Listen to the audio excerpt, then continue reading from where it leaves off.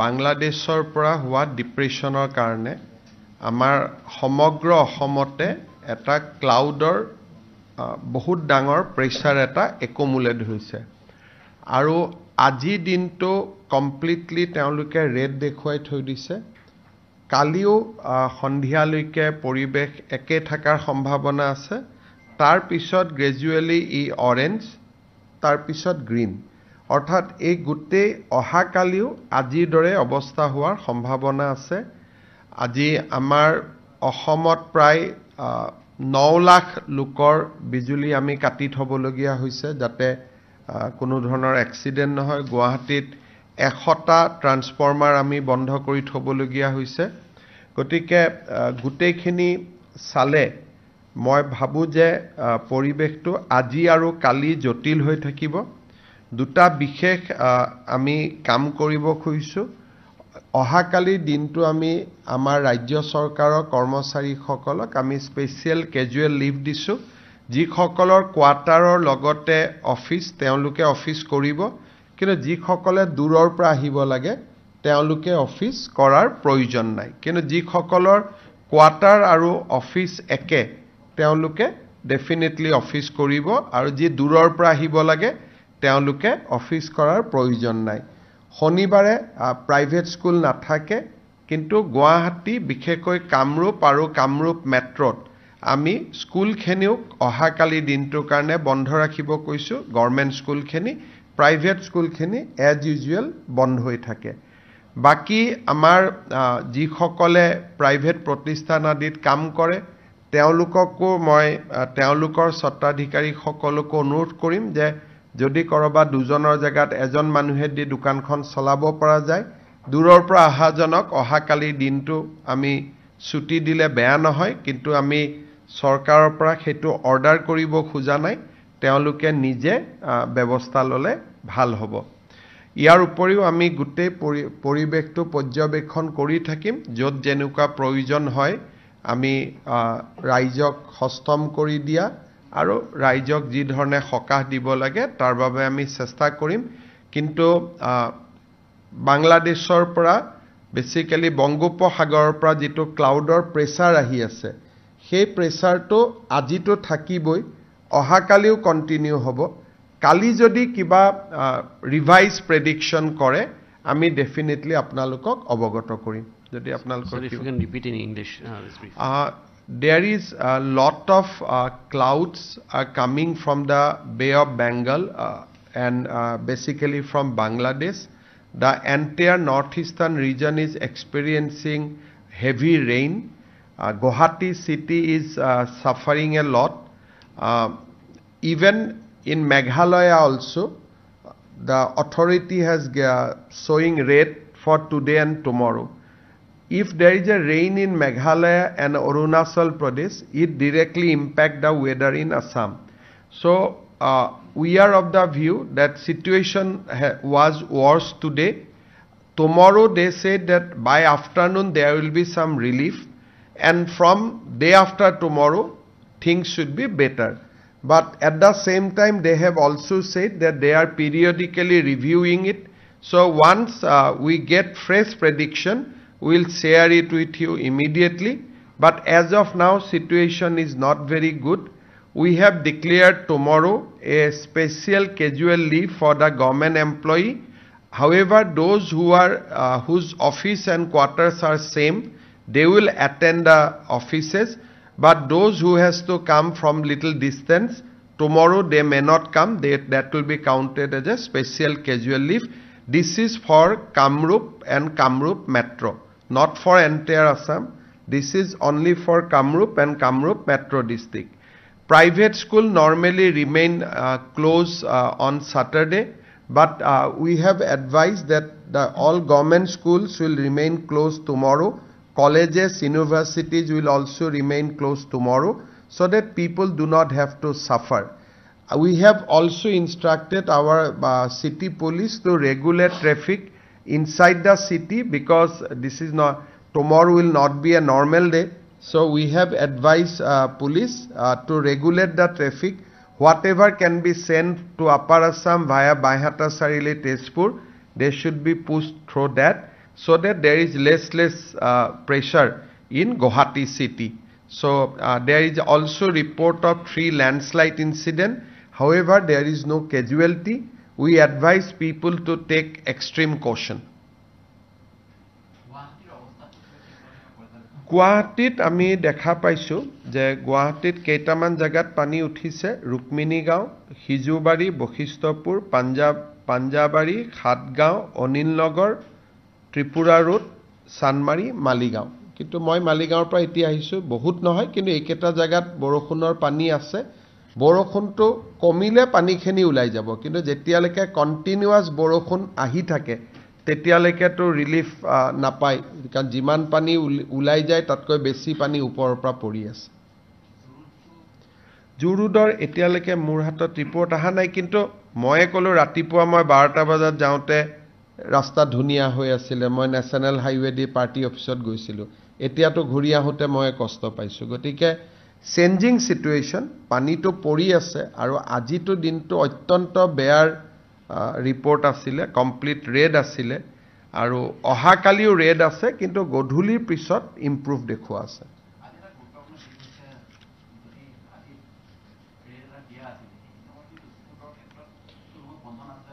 সক red alert আমি যোৱা 7 দিনৰ পৰা জনাই আছো এতিয়া ডিপেন্ড কৰে স্কুলৰ অথৰিটিয়ে কেনেকে ৰেড এলাৰ্টটো একচেপ্ট কৰে কিন্তু আপোনালোকৰ মোবাইলত চালে দেখা পাব যে যোৱা 7 দিনৰ পৰা 22 তাৰিখৰ পৰা আমি কন্টিনিউয়াস জনাই আছিলো যে আজি বেয়া অত্যন্ত বেয়া পৰিবেশ হ'ব বুলি আমি 22 তাৰিখৰ পৰা কন্টিনিউয়াসলি ৰেড এলাৰ্ট আমি দি আছো আৰু আপোনালোকৰ মোবাইল বিলাকতো আপোনালোকে ডেফিনেটলি এলাৰ্ট পাই আছিলে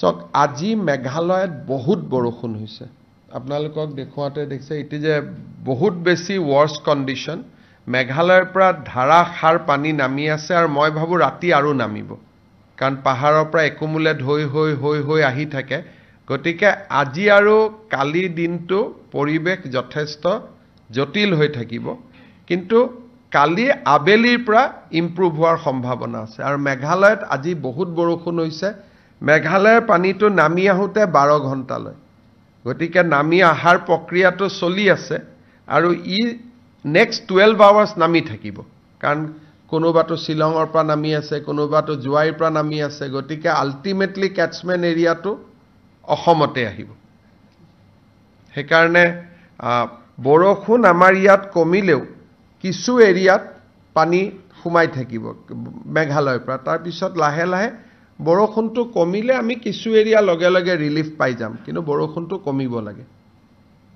স্যাৰ অনিলনগৰ তৰুণনগৰ এইবিলাকত অনিলনগৰ বিশেষকৈ বহুত বেছি হৈছে আৰু তাত ৰিলিফ দিয়া হ'ব নেকি আজি মই যাক যেনেকে পাৰো ৰিলিফ দিব কৈছো অনিলনগৰ তৰুণনগৰত আৰু আজি এটা বিশেষ সমস্যা হৈছে সুইচ গেটখনৰ তলতে পাথৰ এটা ৰখি গৈছে সেইকাৰণে সুইচ গেটখনেও আজি ভাল কৰি কাম কৰা নাই সুইচ গেটটো যেটা নমাই দিছে তাত এটা পাথৰে তাক অবষ্ট্ৰাক্ট কৰি লৈছে নদীত পাথৰ বা কি এনেকে আহি আছিল চাব লাগিব এই কাৰণে মই ডিসিক কৈছো যে তাত যাতে বিশেষ ব্যৱস্থা লয় মানুহখিনি সহায় কৰাৰ কাৰণে কিন্তু কালি 2টা বজাৰ পিছত ইমপ্ৰুভ হোৱাটো কালি 2 বজে কা বাদ দিখায় না কালি 2টা বজাৰ পিছত ইমপ্ৰুভ হোৱা দেখুৱাইছে কিন্তু এতিয়ালৈকে আমি কন্টিনিউয়াস ৰেইন পায়ে থাকিম আৰু ৰেইন পাই থকাৰ পিছত আকৌ মেঘালয়ৰ পৰা পানী নামিব গতিকে অন্তত ফৰকাষ্টটো বহুত ভাল নহয় ওয়েস্টাৰ্ণ আসাম চিৰাং বঙাইগাঁও বা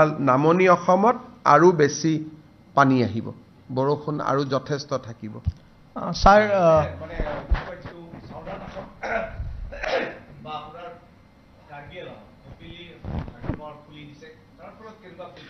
খুলিটো দিবই লাগিব তাতে পানী জমা হৈ গৈছে গতিকে বৰষুণৰ পানীটো যথেষ্ট একানে ওয়েস্ট কাৰ্বি আলঙত অলপ বানপানীৰ ৰিপৰ্ট আহিছে ওয়েস্ট কাৰ্বি আলঙত বাকি জায়গাত নহয় বৈঠালাংছুৰ আশে-পাশে কিছু এৰিয়াত ফ্লাড হৈছে কিন্তু এনেকুৱা নহয় যে একেবাৰে বিয়ন্ড কন্ট্ৰোল কিন্তু আমাৰ ৰিলিফ অলৰেডি ৰিচ কৰিছে আজি দিনটো যদি কয় যে কৰবাত বানপানী হৈছে নেকি ওয়েস্ট কাৰ্বি আলঙত তাৰ ইম্প্যাক্ট আছে আৰু বৰাক উপত্যকা পাহাৰীয়া জিলা দুইখনতে আজি তুমুল বৰষুণৰ সম্ভাৱনাও আছে বৰষুণ পৰিও আছে স্যাৰ ৰুক্মিণী গাঁৱৰ কথা এটা কওঁ তাতো বহুত লোক এতিয়াও পানীৰ তলত আছে বা তেওঁলোকৰ ঘৰো আছে তাত কিবা ৰিলিফৰ ব্যৱস্থা কৰিছে আমি ৰুক্মিণী গাঁও আৰু হাটগাঁৱত দুটা ৰিলিফ কেম্প আমি কৰিব দিছো আৰু ডিচিয়ে গোটেই ৰাতি মানুহখিনিৰ লগত সম্পৰ্কত থাকিব মই তেওঁলোকক কৈছো আমি ইয়াৰ পৰাও যা যোগাৰ কৰি থাকিম যিমানটো পাৰো কিন্তু পানীটো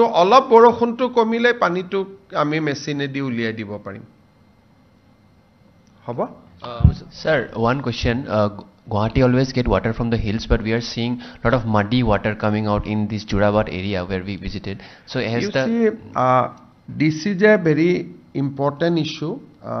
Meghalaya Chief Minister on 2nd June, I have invited Honorable Chief Minister Meghalaya Conrad Sangma to discuss this issue with us. He is coming on 2nd June. We will discuss that. Some water will have to come, like if Arunachal there is a rain, people gets flood here. So I cannot say that Meghalaya is a hill, so Meghalaya water bound to come to Guwahati. But that should not be, basically that should not also been, basically gravity should also not be increased because of hill cutting. So that issue on 2nd June we are going to discuss with Chief Minister of Meghalaya. You will be, it will be for your interest to note that Supreme Court has also issued a notice to Government of Meghalaya and Government of Assam on this count. So I think this matter will finally will also go to the consideration of Honorable Supreme Court. Day before yesterday, Supreme Court has issued a notice to both Government of Assam and Government of Meghalaya regarding hill cutting in Jorabad. But sir, do you think that this hill cutting issue that you're talking about is really aggravating the things very much? You see, আজি আৰু কালি যেটো পৰিবেশ হৈ আছে, I should not blame any state because the situation is really grave. Cloud is coming continuously from Bangladesh, Bay of Bengal. So even if there is no hill cutting, then also we'll get water. Because today and tomorrow this situation is completely different and I should not blame somebody. But yes, the another issue, Guwahati, Juripar area, Tripura Road, this area, there is a problem because of hill cutting in Jorabad. But today's situation is much more bigger. Ajir পৰিবেশটো যথেষ্ট ডাঙৰ পৰিবেশ ইয়াত অমুকৰ কাৰণে আহিছে তমুকৰ কাৰণে আহিছে বুলি কৈ লাভ নাই কাৰণ দেই যে হিউজ ক্লাউডছ আৰ কামিং আপোনালোকক প্ৰেজেন্টেশনটো আমি শেয়াৰ কৰি দিম বহুত বেছি ক্লাউড বংগোপসাগৰৰ পৰা আহি আছে গতিকে today's situation I think it is beyond anybody's control মই যদি কওঁ যে অমুকৰ কাৰণে হৈছে তমুকৰ কাৰণে হৈছে this is wrong today it is a nature's fury so Also, sir, are we bracing for a flash flood situation in some of the flood plains, given the fact that there is so much of rain in Meghalaya, in Arunachal Pradesh, in Bhutan? We are on alert position, so we are constantly monitoring the situation. So we want to protect life, we want to protect property. Today also I have a VC with all the deputy commissioners. So throughout the day, আমি এবিলাকে কৰি আছো. So যিমানটো পাৰো NDRF are in position, SDRF are in position.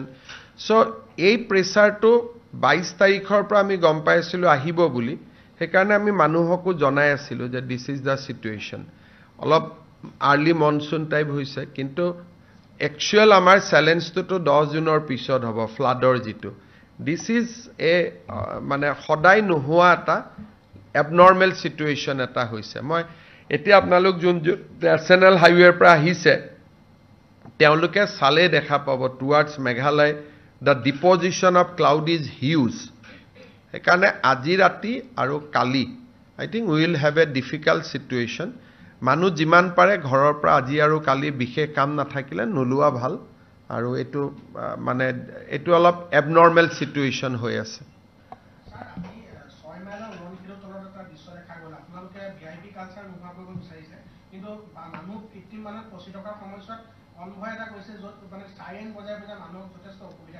কোনে কৰিছেতো মই নাজানো কোনবাই কৰিছে যদি এটো ডেফিনেটলি এটো উচিত নহয় আৰু এতিয়াতো মই গৈ চাই আহিছো কনভয়ত গৈতো লাভ নাই মই ৰখি আহিছো এতিয়া আপুনি যদি ন্যাশনাল হাইৱেটি আহে কনভয় লৈ লাভ নাই তাতে যিটো পৰিবেশ হৈ আছে গতিকে কোনবাই অলপ সুযোগ পাই যদি উলাই গল আৰু কিন্তু আদাৰৱাইজ এটো পসিবল নহয় এতিয়া আৰু অলপ এটো হয় যে ৰুক্মিণী নগৰৰ ফ্লাইওভাৰখন আমি খতম কৰিব লাগিছিল মে মাহত কিন্তু তেওঁলোকে মেত পাৰা নাই জুনত খতম হৈ যাব জুনৰ শেষৰ ফালে বা জুলাইৰ ফাৰ্ষ্টত এটো বাৰু এটা টিপিক্যাল প্ৰবলেম বিশেষ এটা কাৰণত হৈ আছে তাৰ পিছত আমি পাৰ্মানেন্ট ৰিলিফ পাই যাম এটো এটা আৰু ম্যাক্সিমাম এমাহ লাগিব হ'ব sir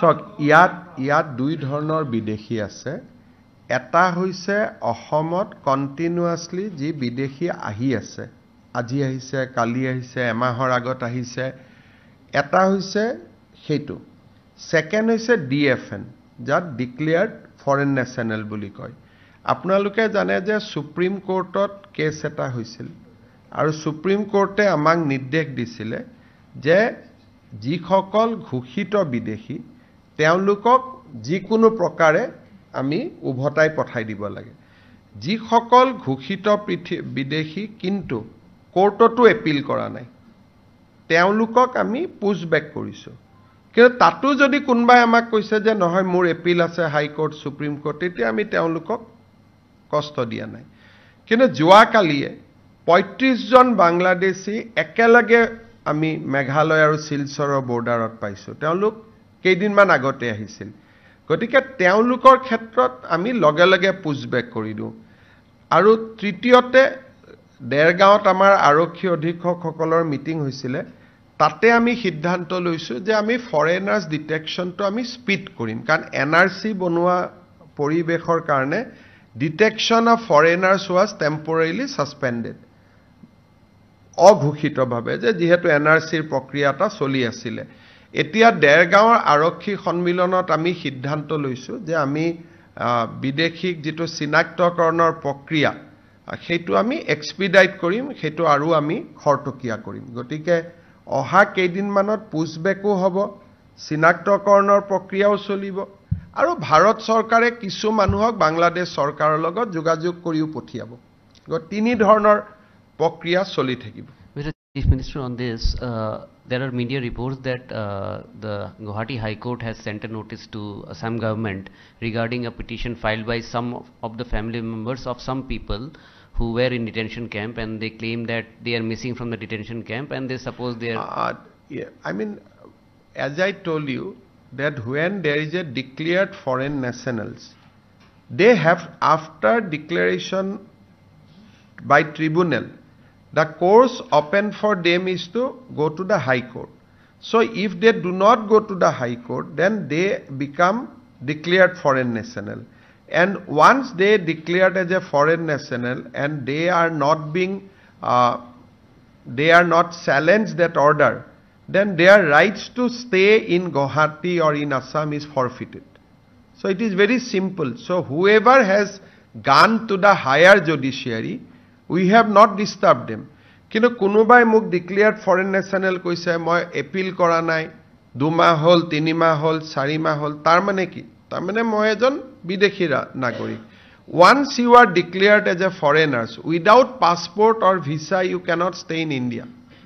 But there have been some media reports in Assam as well as there are a lot of media reports coming out of Bangladesh of particularly one person who is giving interviews saying that he has a case in Supreme Court pending. I mean somebody may have a Supreme Court case, he has to produce the order before the police. Then police will take care of that. So there are many people who have said that I have court order and we have allowed them to stay. So it is all about judicial process. If judiciary has given a stay order, we have respected that. But if there is no order, or even if there is a order, you have not shown the order. So it is, I don't know the practical case because I don't see video from Bangladesh, but our procedure is very simple, that if you are declared foreign national, you have not preferred appeal against the order of the tribunal, then you are bound to be pushed back. So we have 30,000 people who are, after declaring foreign national, they have become, they disappear. So if we get them somewhere, we have to take action.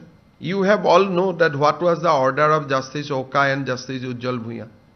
So we are working as per law. There is nothing, you have only reported, sab to Ahomar paper te bora bora headline ulaisil that this is the order of the court.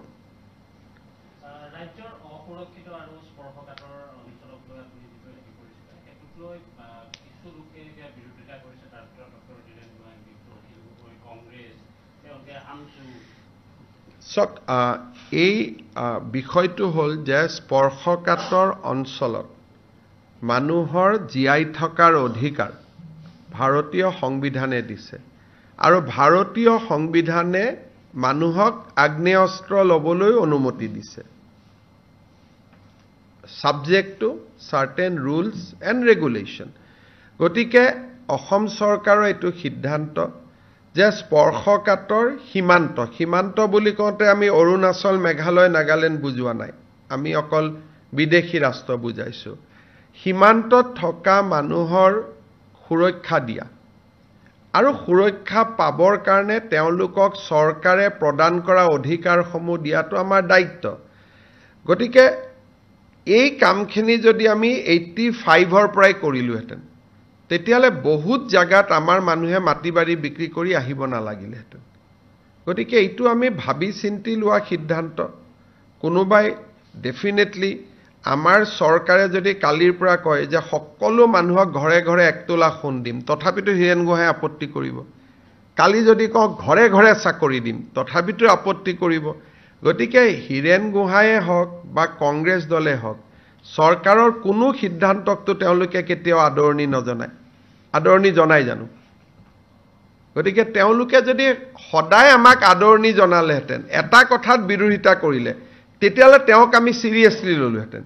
কিন্তু তেওঁ লক্ষ্মীনাথ বেজবৰুৱাৰ প্ৰতিমূৰ্তিৰ পৰা আৰম্ভ কৰি যিকোনো জুমুৰ প্ৰদৰ্শনলৈকে সকলোতে তেওঁলোকে আপত্তি কৰে। গতিকে তেওঁলোকৰ আপত্তিটোতো বহুত বিচাৰ কৰি লাভ নাই।